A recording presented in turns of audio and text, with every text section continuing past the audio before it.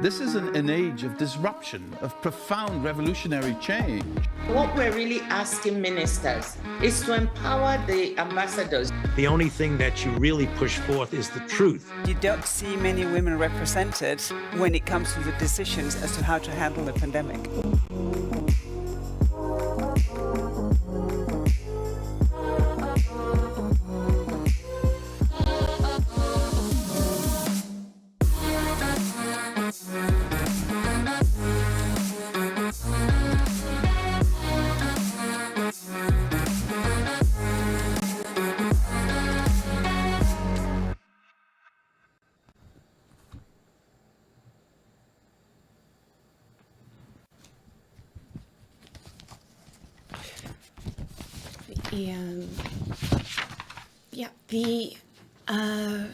Good afternoon, my name is Leonie Keisha. I am a reporter covering sustainability and you're watching Politico Live, the live extension of Politico's unbiased journalism.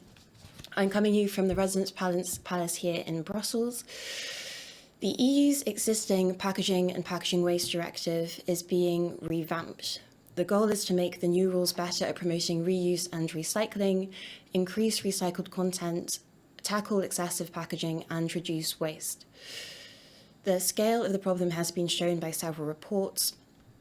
One by Eurostat shows packaging waste was up by 23% since 2009, by 2.4% to 79.3 million tonnes between 2019 and 2018. Most of that garbage is paper and cardboard. Plastic accounts for about a fifth. But there are political and business interests at stake and a lot of money. So what might be the impact of mandatory recycled content targets? What role should deposit, return and reuse schemes play in incentivizing consumers' recycling and reuse habits? And will the revamp of EU rules really move the dial on sustainable packaging? We'll be discussing this and more with our panelists, but first things first, we have some housekeeping remarks. I would like to thank our partner FEFCO for making this event possible and thank our audience for joining us online. We would like to make this event as interactive as possible. You can participate by tweeting about it at Live Politico and ask questions through Slido using hashtag revamp PPWD. You know who we are, so I will be prioritizing questions which are sent with a name and organization, so it's transparent for our viewers and panelists. You can already share your thoughts and answer the following poll presented by our partner FEFCO. How can packaging contribute to a more sustainable future? We will look at the results at the end of our panel. Before we get started, we'll now hear some opening remarks from our partner Eleni Despotou, Director General at FEFCO. Good afternoon, everybody. Ladies and gentlemen, thank you, Leonie, for the kind introduction. In fact, I'm pleased to welcome you all on behalf of FEFCO, which is the European Association of Manufacturers of Corrugated Board Packaging. Have you ever imagined transporting your brand new smart TV at home or any other valuable good without any packaging? In fact, packaging serves a purpose. Its essential role is to protect goods, prevent damage, thus avoiding waste, including also food waste. We, of course, acknowledge the concerns listen around overpackaging, especially with the increase of e-commerce. However, we need to consider that both overpackaging and underpackaging can have harmful environmental impacts. And for this reason at FEFCO, we promote the fit-for-purpose packaging. Our members produce tailor-made packaging to fulfill its functionality. We speak about sustainability. Sustainability is in our DNA because corrugated board packaging is circular by nature, renewable, compostable, and biodegradable. If found by chance in a marine environment, it decomposes in maximum 2 months. When we speak about recycling, paper and board packaging has the highest recycling rate amongst packaging materials, with 84.2% as EU average. Leonie referred to the generated or collected paper and board.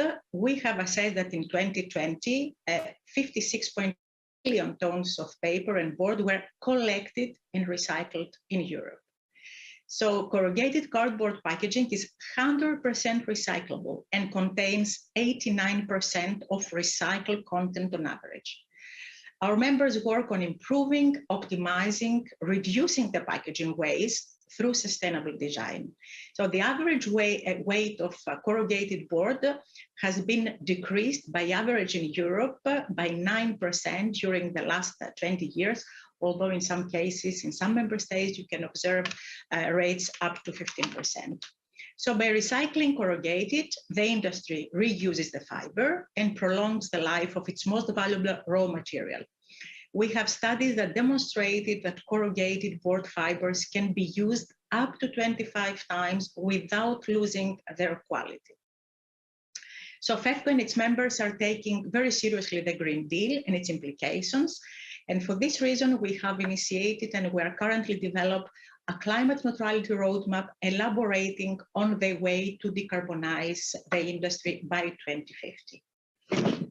Also, in anticipation of the revision of the PPWD, FEFCO commissioned 3 studies conducted by independent consultants to evaluate the impact of corrugated board packaging compared to reusable plastic packaging, notably a peer review comparative life cycle assessment for corrugated boxes and reusable plastic, a hotspot analysis for e-commerce supply chain, and a white paper offering a critical view on reuse versus recycling.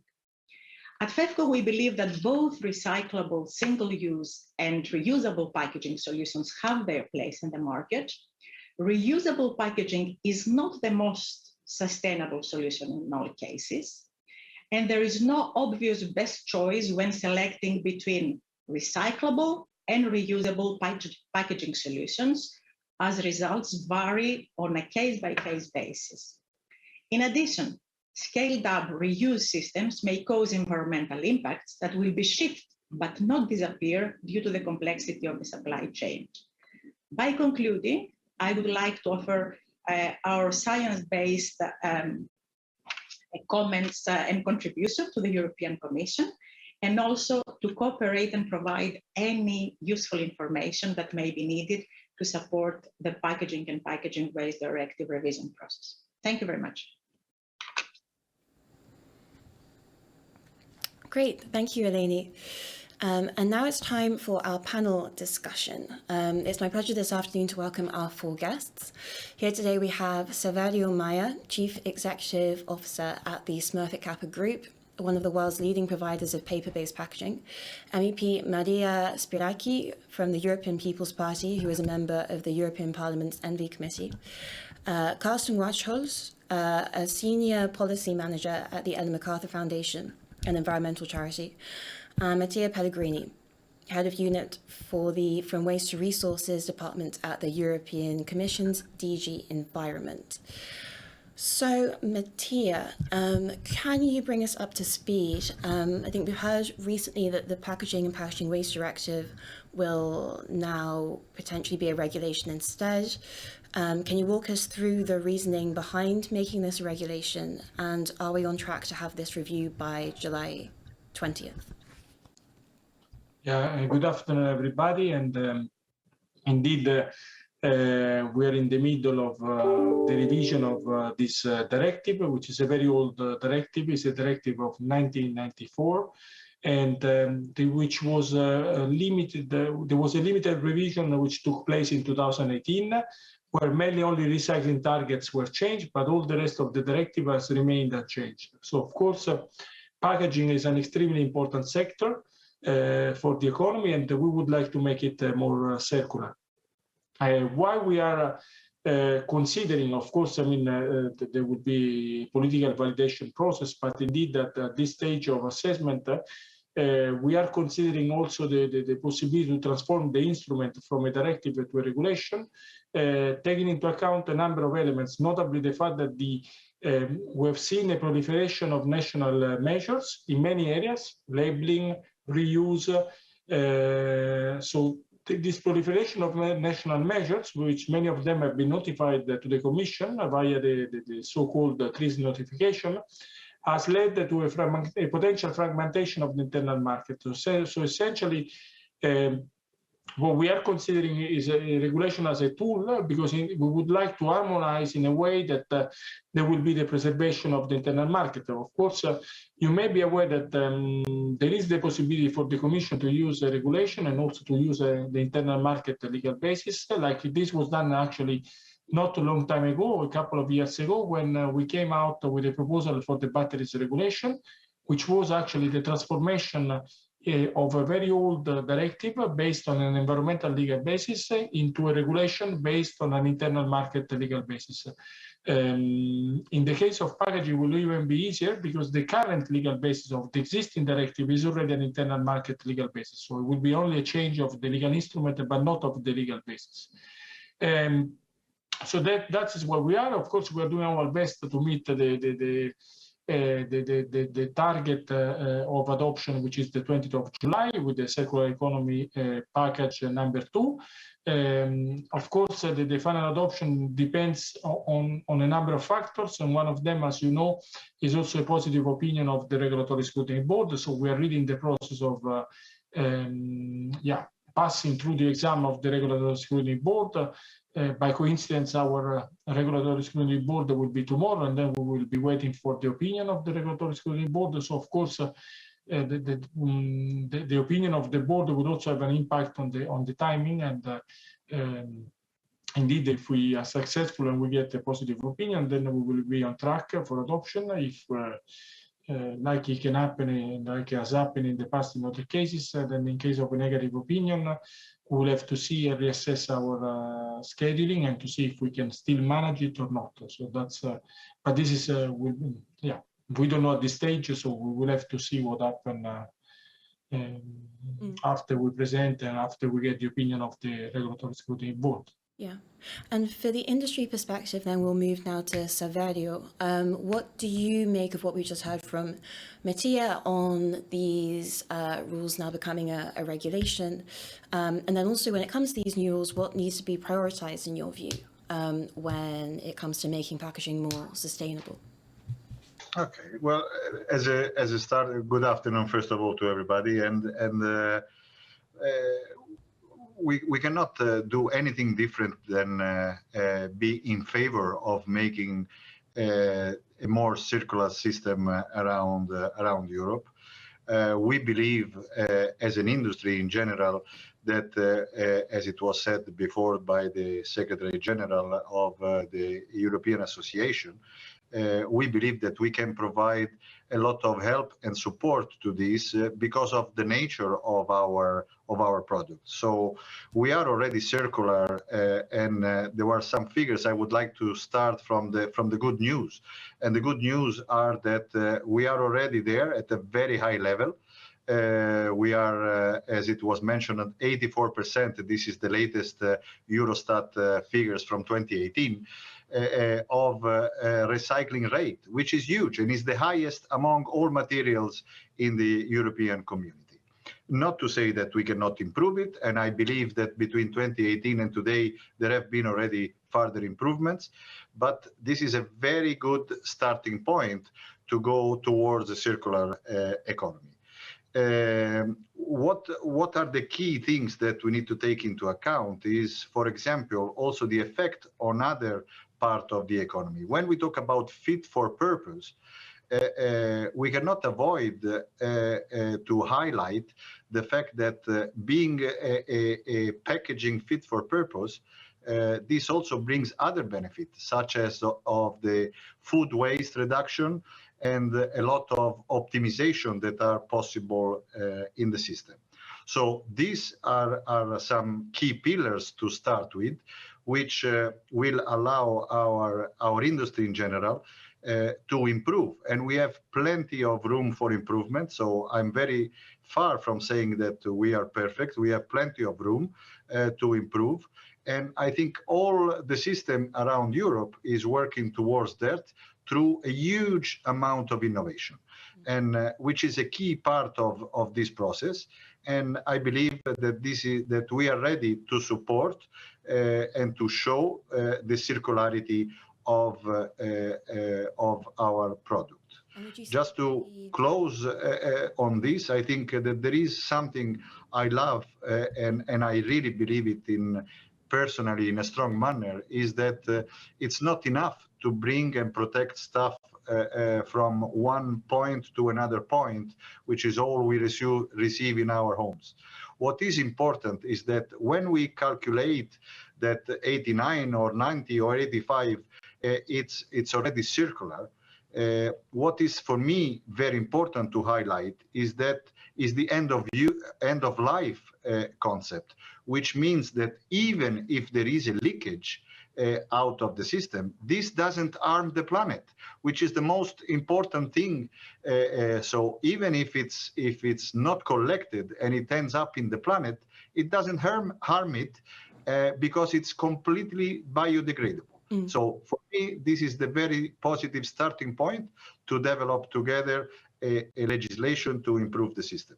Great, thank you very much. Can we move to Carsten? What do you make of what we've heard from both the Commission and from Saverio? And also what are your thoughts on the PPWD becoming a regulation? Thank you, Leonie, and good afternoon to everyone.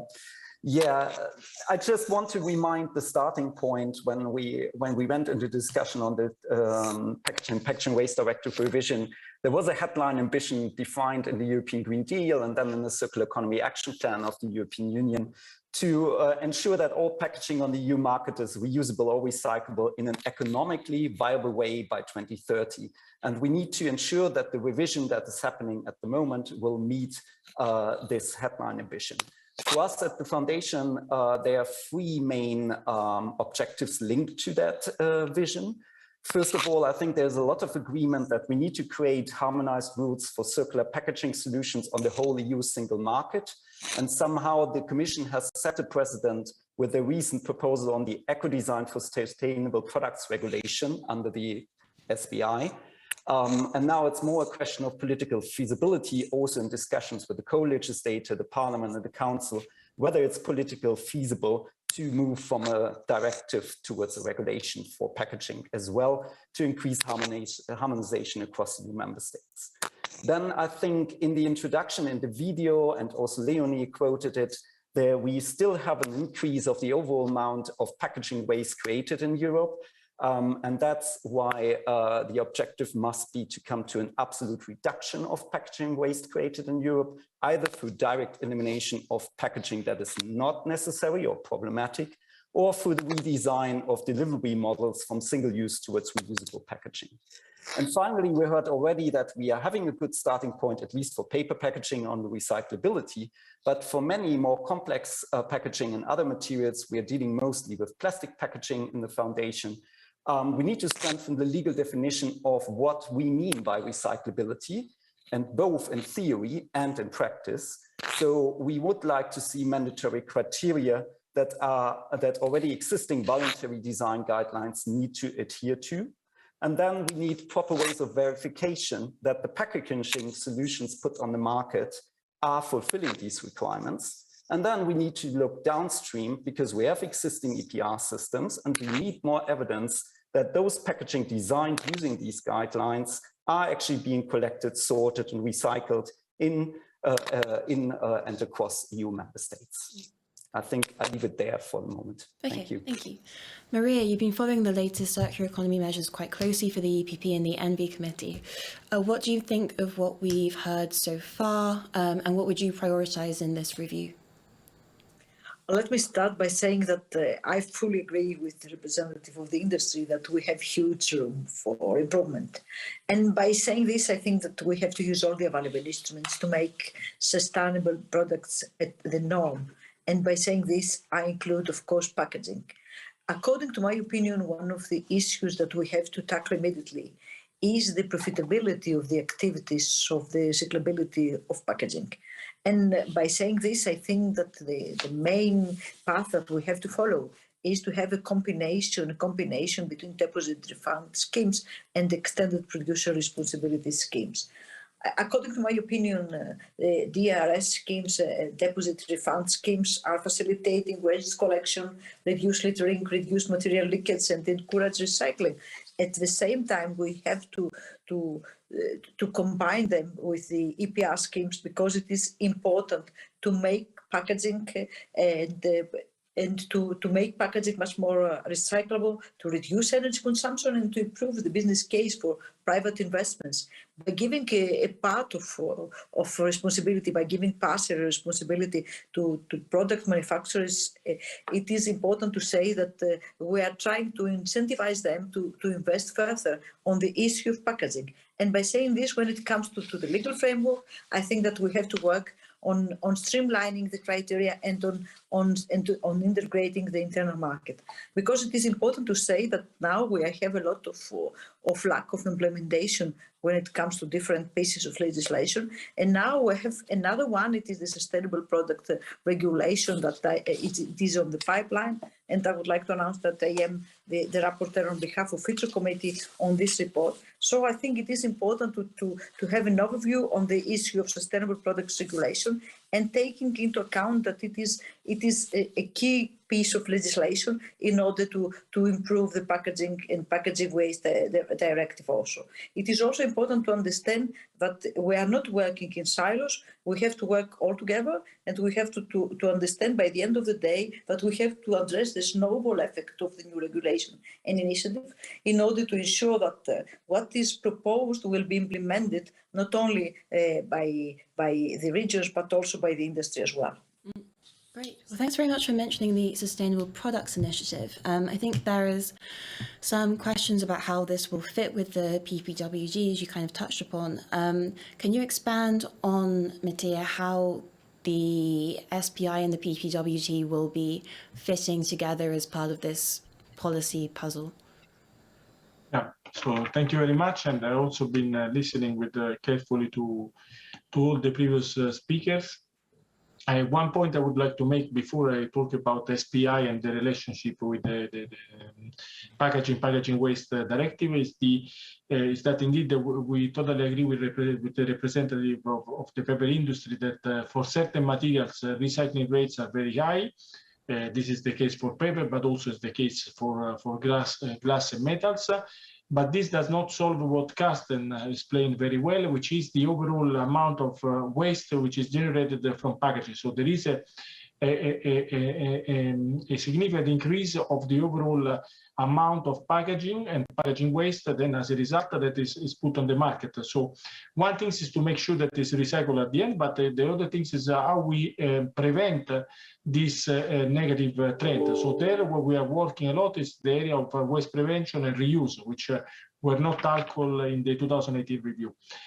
Also, I think indeed Carsten again made a very good point on design for recycling, and the fact that indeed the idea here is not only having high recycling rates, is to make sure that the product is designed in a way that is fully recyclable. So it's to really deliver on this commitment of the Green Deal that everything will be recyclable or reusable by 2030. And any type of packaging which is not recyclable and not reusable by 2030 cannot be placed anymore into the European market. I mean, just to give you an idea, based on certain statistics, we are talking about 30 to 35% of the current packaging, which is for various reasons is not recyclable. So it's really a significant proportion. Now, on the links with the SPI, the idea is that indeed the two tools will be complementary, because one is developing rules on the product, the other one is developing rules on the packaging which goes around the product. But there may be also area where there will be more clear interlinks. For example, there is the whole area of over-packaging, where we are assessing also how to regulate that area, because indeed evidence shows that more and more in certain area.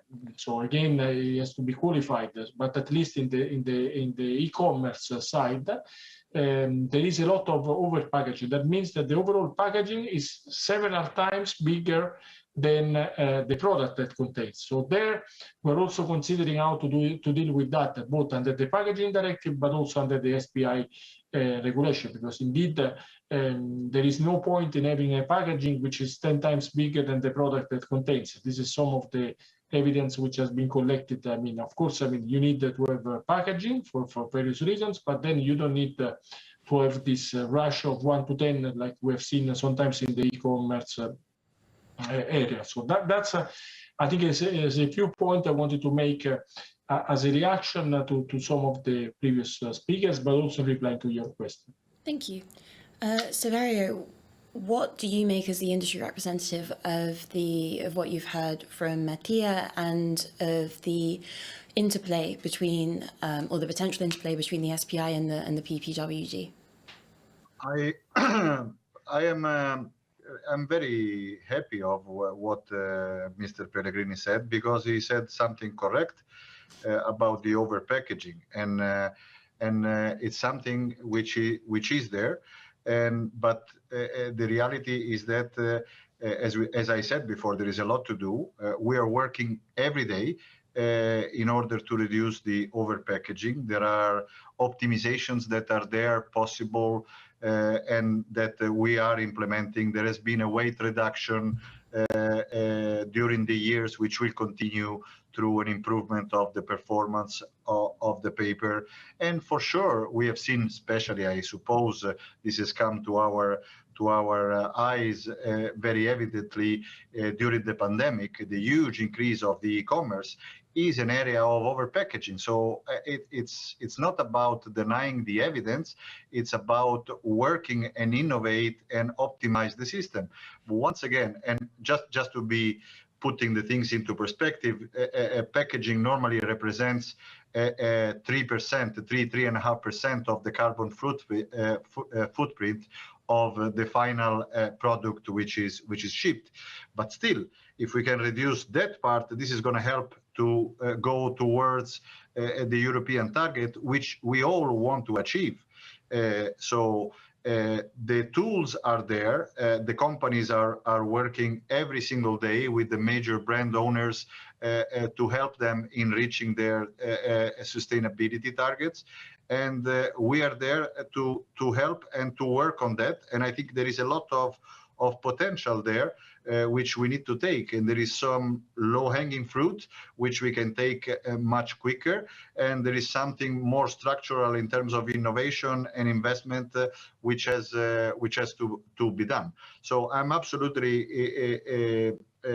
clear that there is overpackaging, and that's our duty to support and help. However, I think there is the nature of the products and the supply chain that are connected to it needs to be taken into account. We are convinced that our calculation as an industry is that we can replace with the sustainable solution around 20-25% already of the fossil-based packaging. So we just want to do it. Let's go for it. Let's start improving, and that's what we are all here for.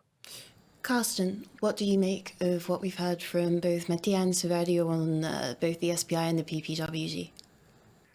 Yeah, just maybe a broader reflection. I feel that when we are talking about the Packaging Waste Directive, we're mostly talking about recycling of different packaging materials. And I think the last two statements have made it very clear.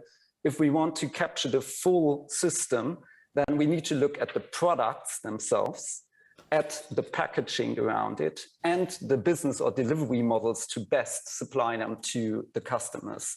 And obviously, the Eco-Design for Sustainable Products regulation will look for certain product categories on the product design, so including how the product could be redesigned to eliminate the need for packaging, or at least for problematic ways of packaging.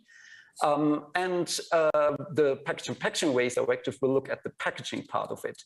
But for instance, the food products segment is excluded from the SPI. So this is an important issue which we will look probably next year when the EU is discussing a potential legislation on food systems. So just to make the different pieces here, currently we are focusing on packaging waste, and we hope that we could expand a bit the understanding of what can be done beyond recycling of certain materials. And there are different instruments that, for instance, also Maria Spiraki referenced deposit return systems and EPR. But in terms of promoting the uptake of reuse models in different, in specific market segments, there are different instruments to do it. So one way could be to go through, to work towards aggregated packaging waste reduction targets at member state level that would provide an indirect incentive to promote reuse via national policies. That could look like, for instance, like France is now planning to set requirements for larger supermarkets to provide space for in-store food refill stations. It could go indeed for deposit return systems where it makes sense, or to define reuse quotas. And we feel that these instruments should focus in the first place on those market segments where reuse solutions are already widely available. So that applies in particular for business-to-business packaging and for the beverage sector. And the key thing is to work towards greater standardization to scale the reuse market segment. In our work at the Foundation, we have looked a bit more deeper what the different reuse solutions could look like. And we feel that policymakers, no offense here, very often only look at return systems. So where we put the burden on the consumer to bring used packaging back into the store. And we have expanded that in our upstream innovation guide to look at refill solutions in the shop, refill solutions at home, and return from home. So there's large room to encourage also more innovative circular economy business models. So then staying on this topic of reuse, in the Commission's document laying out what it would be considering for this review, it floated the area of transport packaging as being a particular potential target for reuse measures. Going back to Carsten, you mentioned beverage and business-to-business models. Do you think transport packaging should be a particular target for these kinds of measures, like the Commission has said? Yes, I would agree with that. I mean, we have provided input from what we learned when the engagement with the companies in our network, that this is a sector where you can more work towards larger scale solutions compared to end consumer products in the first place. So Valeria, what are your thoughts on mandatory reuse, particularly for transport packaging? Is that something that you can see having a big impact on your business? Yeah, I'd really like to hear your thoughts on that. To me, instinctively, it's difficult to see how you could have a mandatory target there, apart from the fact that legislation can do it. To me, reuse is one part of the solution. I have nothing against reuse. On the contrary, the whole point is to, when you set the target for reuse of packaging, you should evaluate the benefit or not from a life cycle perspective, because there are many elements which comes in the play in the life cycle perspective, which is the return, the transport back, so depending on the distance of the product. And we have done lots of studies and analysis where the distance plays a key role here to be effective in terms of environmental impact. So yes to reuse when it makes sense from a life cycle perspective. One of the key things that we see on the market already, and it's for example for the transport or fruit and vegetable, and when you make the calculation seriously in independent manner, in a constructive manner, you see that there are only some logistic constraints that are going to change completely the result of what is best from an environmental part. So many times the one size for all can also be a negative, because you are losing a lot of space. There is return trips, there is sanitization to be done. So it is applicable, but it has to be studied and look after case by case. It will be good in some cases. It will be not good in many other cases. So That's how we should be looking at, from my perspective, even because below a certain number of rotations, what happens is that the standard packaging, the reusable packaging, is going to be discarded, and that's what I was saying before. That's not going to disappear from the planet, and that's the risk we have. Mattia, can you kind of expand on what the Commission kind of floated in its document? It did point out transport packaging as being a potential target for reuse measures. What other packaging formats might be targeted by reuse, mandatory reuse measures? Yeah, of course, at this stage, we're still finalizing our thinking, and I cannot disclose which are the sectors we have in mind. But indeed, I can explain the way we are proceeding. And the way we are proceeding is a bit what Carsten said, that we are focusing on this area where we know that there is a potential for reuse, because indeed we are aware that not all the packaging sectors are equally, let's say, ready for a reuse target or reuse quota, as you have called it. So there is one of the criteria we have used, so a bit in line with the Ellen MacArthur Foundation suggestion. I also would like to say that, again, to respond to Saverio, that indeed we are considering also all the assumptions behind, because indeed let's say the positive environmental benefits of reuse are there only if a number of assumptions are met. And one of them, indeed, is technically is called the number of rotations. So that means how many times these reuse products or reuse cap, for example, is going to be used. Because indeed, only if you achieve a certain number of rotations, then you have positive environmental benefits. So there we have received plenty of studies from industry, from NGOs, from UNEP, the United Organization for the Environmental Program, and we have carried out our own study. And also, let me say, the last point, which is also very important, is again a point that Carsten mentioned, that whatever we do on reuse targets and reuse quotas has to be also combined with some standardization work, like Carsten mentioned. Because indeed, you need to harmonize sometimes the formats of a packaging. You need to harmonize the system of collections.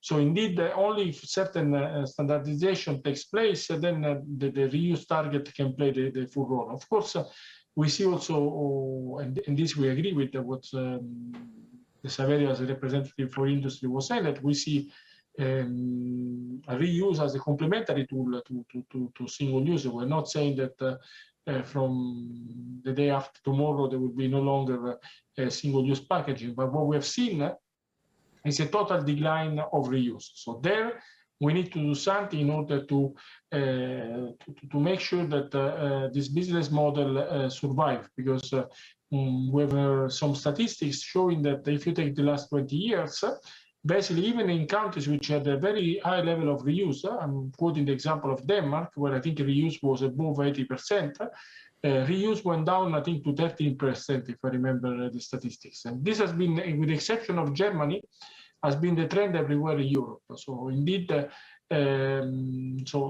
I think, is also something which explains why this area is under consideration by the Commission, because, of course, the Commission only asks if there are economic and statistical data behind, and clearly on reuse and the decline of reuse, we have significant evidence that this is there has been over the last 20 years a significant decline. Maria, we've heard now from Saverio, Carsten, and Mattia on reuse models. What are your thoughts from the EPP? Allow me to say that it's not an EPP position, but it is a position based on my experience that, first of all, we have to make the circular activity profitable. And it is important to say that there is no solution fits for all. And in this regard, I think that we have to follow some kind of guidelines, some kind of basic rules in order to have an achievement, in order to have a conclusion that it is, first of all, circular. And the first issue we have to address is to reduce the pressure on using materials. The second is to reduce the energy consumption. And the third is to improve the business case for private investments. And by saying this, I think that we have to take into account that there are some types of packaging that they are not reusable. But according to my opinion, we have to set criteria and we have to set minimum recycling content to all packaging. And this is the number one issue. The second one, number issue is that we have to extend the deposit refund schemes, and also in combination with extended producer responsibility schemes. And the third, but not least, is to streamline the criteria within all member states. It is important to create a new market when it comes to revamp packaging rules. Great, thank you very much. Over the past couple of days, we've been receiving questions from participants, and I'll take this moment to remind people that you can use Slido to ask questions to our panelists using hashtag revamp PPWD. We've got a lot of questions here. Some of the most popular ones we've touched on already. The most popular one is, will the proposal for the revised PPWD be published on 20th July or later in the autumn? I think we touched on that earlier, Mattia, but is it likely that it will come later in the autumn, or are you sticking by your previous answer? Yeah, I will remain with my previous answer that we're doing the best to comply with what is in the Commission work program, which will be 20th of July 2020, and then let's see how the internal process will go. Of course. Thank you. We also already looked into mandatory reuse targets. One very popular question also is, will the Commission propose a negative list naming specific materials that will be restricted in packaging, such as carbon black or PVC? Mattia, I think this is another question for you. Is this something you can shed some light on? Yeah, so first of all, I think what we are doing is to come up with a proposal on what is designed for recycling for the different sectors. So that is the priority number one. So how to achieve, as Carsten was saying, this headline announcement, which is a clear political commitment, which was taken that all packaging must be recyclable or reusable by 2030.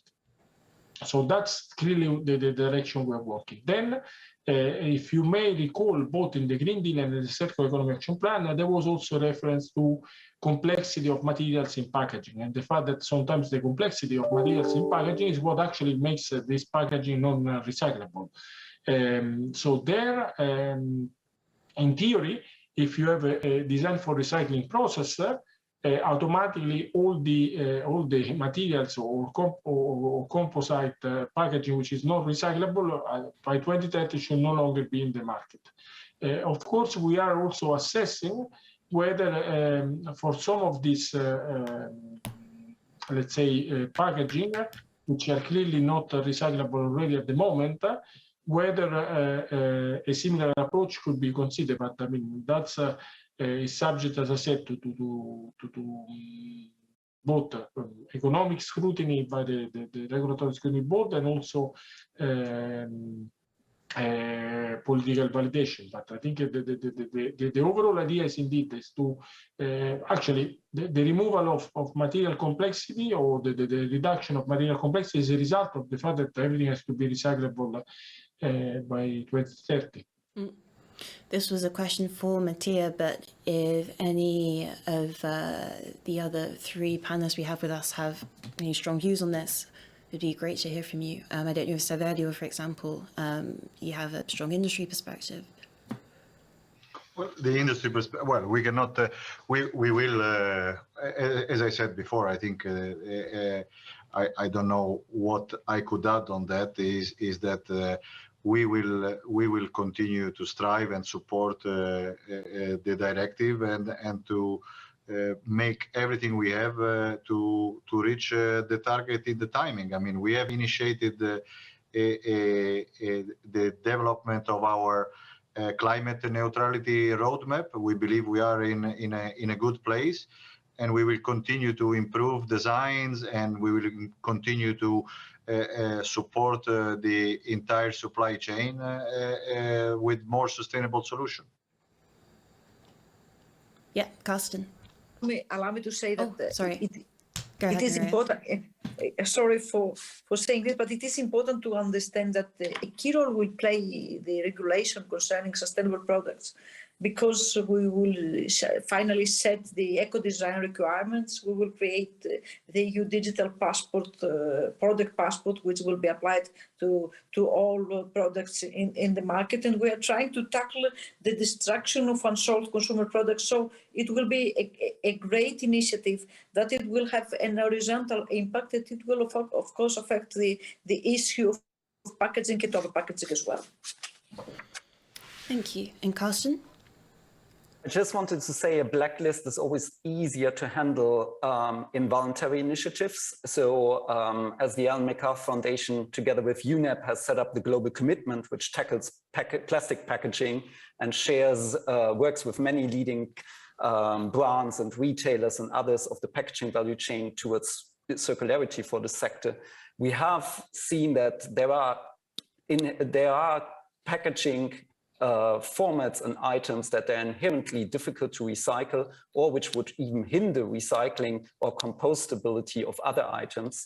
So I think there is an increasing move from the industry to get rid of certain things. But from a regulatory point of view, I would like to stress the approach that Mattia has mentioned before. We need to get the design for recyclability criteria right, and then gather the data from what is actually being collected, sorted, and recycled in practice. And if we find that certain items simply don't, they match maybe in theory criteria, but they don't end up in the recycling stream, then we need to set a threshold and a timeline where they would be banned from the market. So that's not a straightaway blacklist, but it could be a regulatory approach going forward. Great, thank you very much. We have one last question, and then I'll go back to the questions towards the end. How detailed will the essential requirements for recyclable packaging be? And then they indicate negative list, minimum standard, or something else entirely. I should pick someone to take this. I think this was intended for Mattia again, but we'll come to the other three to get your view on this. Yeah, I think Carsten has explained very well what we have in mind. Indeed, as I said, as part of the policy option that you consider in an impact assessment, you can also include the negative list, which often is seen as an easy tool. But in reality, I think we are thinking also about a more complex system. Indeed, what we will set up design for recycling criteria. This design for recycling criteria, of course, they will have to be then declined for the different packaging sectors. By the way, in certain areas, there is already standardization work which is ongoing. So we have been mapping the entire packaging sector, and we are aware that in certain areas there is already some standards for design for recycling. Maybe they need to be updated or to be improved. In other areas, there is nothing, so there we will have to do something. And then once you have the standards, then you can really check in reality how these products they do perform against these standards. And indeed, of course, there should be a cutoff date by which, if you don't manage to demonstrate in according to that standards for your given sector that you are fully recyclable, and then in line with the Green Deal, that product after 2030 should no longer be in the market. So that's is a complex system to be put in place, but it's a system which will ensure coherence. So that is a bit the thinking, and based on, indeed, as I said, on what is already written in the Green Deal and is put forward as a political commitment. Great, thank you. Would any of the other three particularly like to comment on this? Or, yeah, Carsten, go for it.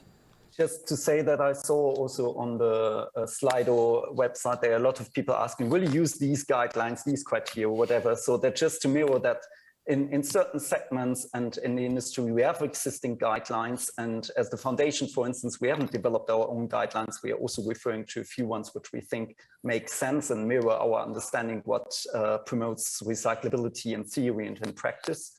So I think there is a precedent in another policy area. I know it's a very complex issue as well, but in the case of biomass sustainability, it's also that the legislation only defines the criteria that different certification schemes need to meet, and then you can ensure that there are different schemes that match the legal requirements. I think that could be a middle ground instead of defining everything, every detail, technical detail in the legislation. Absolutely. Oh, Maria, we can't hear you. Can you hear me now? Yeah. Okay, I fully agree with this because I think that the whole process is a dynamic process, and maybe with this kind of new regulation or directive, I prefer the regulation. I have already said it. We have to work on continuously improve the environmental performance of packaging. And also, I think one of the issues we need not touch yet is how can we facilitate the correction of functioning of EU in EU packaging in the internal market, and also to have a life cycle approach in order to tackle the issue of waste coming from packaging.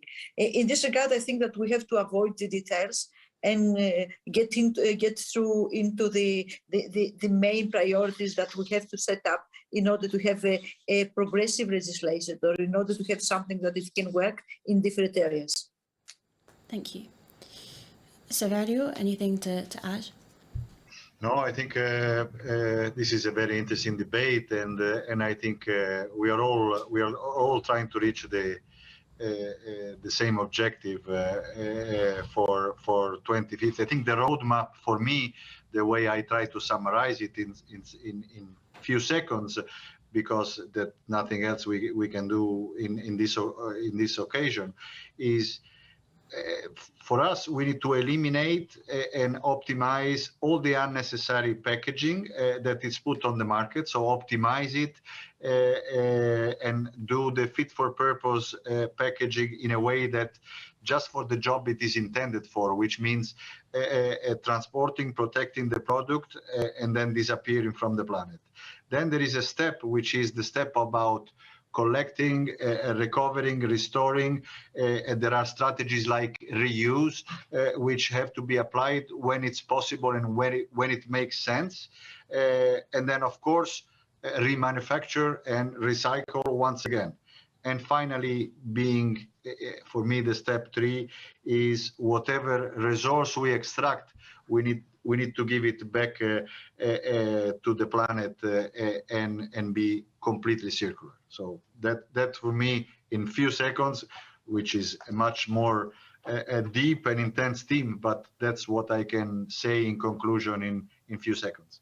Thank you. One of the very popular questions also was, will the PPWD adopt European's definition of recyclability? I don't have that definition to hand, so if Adeline Mayala, who sent in the question, would want to send in the definition, we could get to that question towards the end. One thing I wanted to touch on is I wanted to go back in time a little and reflect on the implementation of the Single-Use Plastics Directive, which can be seen as a precursor to the packaging rules we're discussing today. Various different stakeholders were left unsatisfied by the rules, and so I'm wondering what can be learnt from this in the review of the PPWD. Maria, I wonder what would be your thoughts on this? I was involved, as you maybe know, in the Single-Use Plastic Directive as the rapporteur on behalf of EPP in the ITRO committee, and I think that it is a success story. I insist on this. I think it's a success story because we set rules on single-use plastic, aiming to prevent, to reduce the impact of certain plastics. It is a catalogue of 10 single-use plastic products on the environment, and particularly on the marine environment and on human health. And now we can much more improve the existing legislation by trying to update the legislation, and also ensuring that we are leading the packaging sector into circular solutions, and also into solutions that they are fit for purpose, but at the end of the day they are fully reusable and recyclable by the end of the day. In this regard, I think that we have to focus on the issue of how can we increase the rate of recyclability by insisting on deposit refund scheme and also on EPR scheme, and at the same time taking into account that the industry is ready to adapt. As far as I can understand from today's debate, I think that the industry is ready to adapt. The industry is not looking for a solution which fits for all, but the industry is ready to adapt in terms of circularity and reducing waste until we have a zero waste economy. Great, thank you. Saverio, would you agree with Maria's assessment? And what do you think can be learned from the SUPD from the industry perspective? I think it's been a big step forward, and it's been a very positive step forward. At the end, what she said in a very polite manner, and I am, as an Italian, I am a little bit less political. I mean, at the end, I think the shock that the people is having when swimming or when showing some shocking image. I mean, I think this is a step to improve that. So for me, that is a positive experience which has to be elaborated and improved, as Maria just said, in order to make it more stable and more embedded in our day-to-day life. Great, thank you. Carsten, any thoughts whether any mistakes you saw in the SUPD that you wouldn't want to see repeated in the PPWD, or in your view the SUPD works pretty well? I don't have an in-depth knowledge and opinion on that, but I would stress what Maria Spiraki said. It was a very important instrument to close a regulatory gap and to increase the awareness around plastic items that have a high likelihood of being littered or ending up in the natural environment. And yes, we covered quite different types of items in that specific piece of legislation. And I think the discussion today shows that if we're looking at a packaging item, we need to ensure that the rules are consistent and apply not only for that specific item, but basically for all packaging solutions put on the European market. And that includes the discussion, which we haven't had much time to look into today, around recycled content targets. So we set a precedent in the Single-Use Plastics Directive. I think it sent an important signal, but now we need to ensure that this will be reflected properly in the broader framework for the whole packaging sector. Thank you for mentioning recycled content targets. I know that this is a hot topic. Going to Mattia, can you kind of give your reaction to these comments on the SUPD, and then also maybe expand a little on what the Commission's got up its sleeve for mandatory recycled content targets? I think there are also some questions on the slider about this, and maybe any kind of indication about which sectors might be targeted there. Yeah, so maybe starting with the Single-Use Plastic Directive, clearly was a predecessor of many of the legislation which are coming now, because it was the first time which you had a real product legislation under the previous commission, and it also was an essential tool in order to fight a specific problem, because I think it's also important to recall that while on packaging we are trying to cover all the packaging materials, and we're also focusing on a number of issues, not only on marine littering. Actually, marine littering is not a major issue we are considering under packaging. The SUP was essential to bring this issue of partially solve this problem of marine littering, which is linked to plastic pollution. So that's and also then linked to that, and is indeed anticipating your question.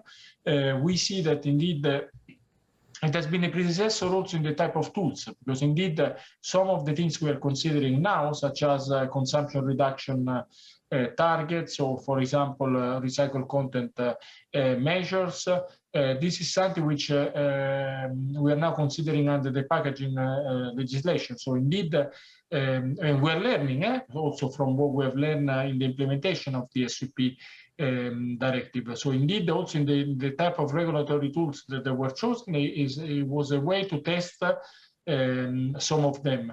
On the specific question on recycled content, what we have assessed in our impact assessment is in particular whether, I mean, essentially, recycled content is only needed if two conditions are met: low recycling rates and downcycling. So that means that often the downcycling is a technical word which is often used in the sector, but essentially means that this recyclates is used to lower type of application. So if you have, so what we have seen, we have tried to see for all the different materials, which is metals, glass, paper, and plastics, where really these two conditions are met, and then for that sector where these two conditions are met, which I think is quite obvious, because you just need to take the statistics available, and you will see that for a number of packaging materials, there is already high recycling rates and there is no downcycling. Then where these two conditions are met, then we have considered recycled content target. But of course, in considering recycled content target, we also took a final element into account, which is the full contact sensitivity. You cannot have the same level of recycled content target if your product has to be full contact sensitive, so it will be in contact with the human beings, or if it's simply non-food contact sensitive, so it's something which is like, I don't know, your detergent bottle, which indeed there is not any risk that something which will contain one day food which is destined to human consumption. So that I think is also an important element, and in there we have closely linked also with our colleagues in DG Santé, because they are also reviewing the food contact materials legislation, and there are clear interlinks between the two of them. Perfect, thank you very much. We're coming to the end of our time. But before we wrap up, let's take a look at our poll, which again was, how can packaging contribute to a more sustainable future? So we have 35% in favour by increasing both reuse and recycling. We have 24% in favour by reducing packaging waste on the market, 11% by increasing recycling, 11% by using more renewable materials, 11% by decarbonising the packaging industry, and 8% by increasing reuse. So I'd like to go back to the participants for some final remarks from each of you, and maybe a short reaction to the results of this poll. Let's start with Maria. Well, we need a combined update solution. We need a proposal, but it will take into account the needs of the industry and also to address the needs of the consumer. It is obvious that we need to combine reuse solutions, a recycle solution, and also to increase the deputy refining schemes and in combination with extended producer responsibility schemes. It's not easy, but we have to streamline our criteria, and we have to address our target, which is no waste of packaging by 2030. Perfect, thank you. Carsten, your final remarks and any thoughts on the poll results? To me, it was the most obvious answer to your question, but happy to see that reuse and recycling are not seen as alternative solutions that compete with each other, but rather as complementary, where reusable models are serving both the customer needs and environmental needs, then they should be applied and promoted. And there are lots of companies out there who are promoting new solutions, whole reuse platforms that are not applicable to a single product, but to different products and to different, available to different brands. And they are facing sometimes regulatory barriers, given to looking into hygiene, safety standards that may not always be necessary. And there are also liability issues that governments can look into to ease the scale of these solutions. But at the core, I think, is that the EU framework needs to set the right conditions to allow that these innovative solutions can scale, and that member states are accountable to create the right conditions for it. Thank you.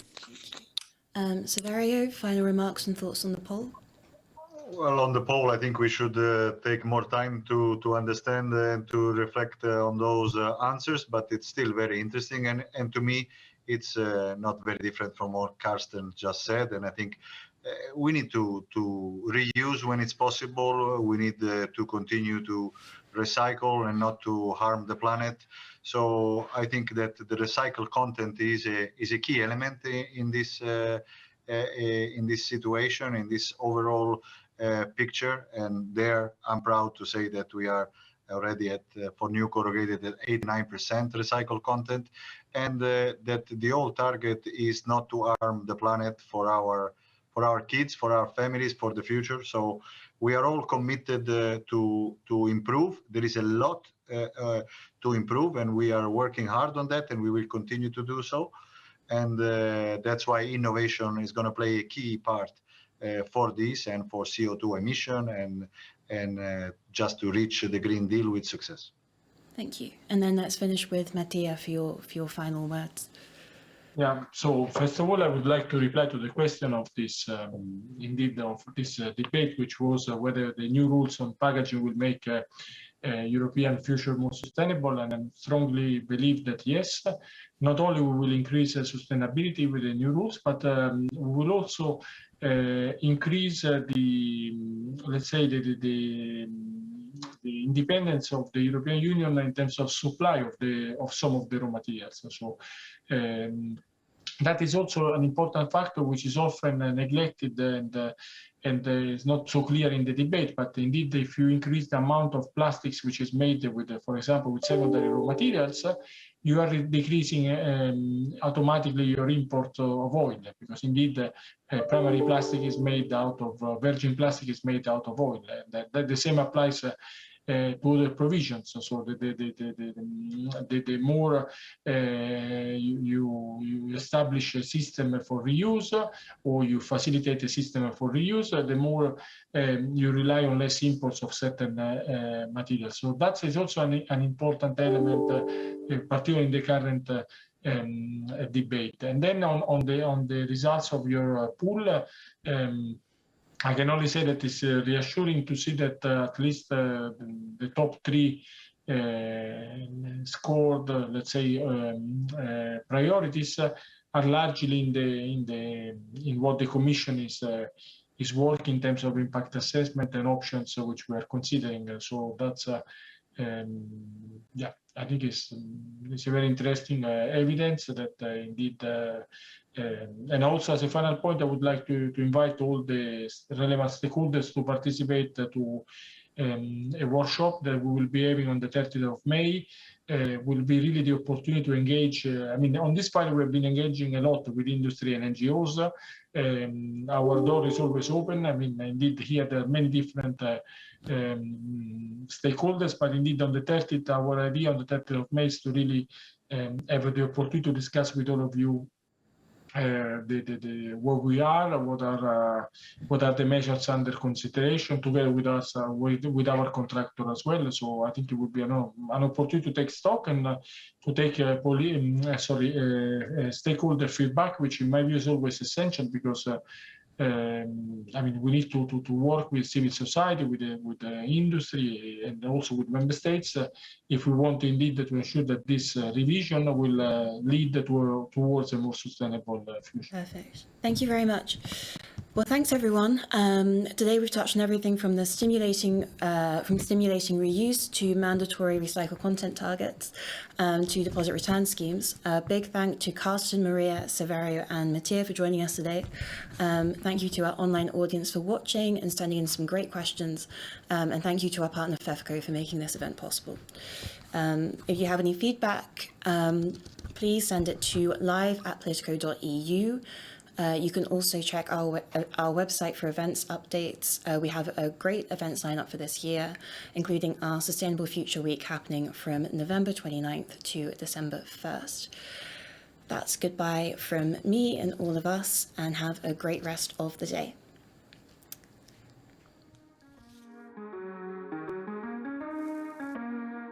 This is an age of disruption, of profound revolutionary change.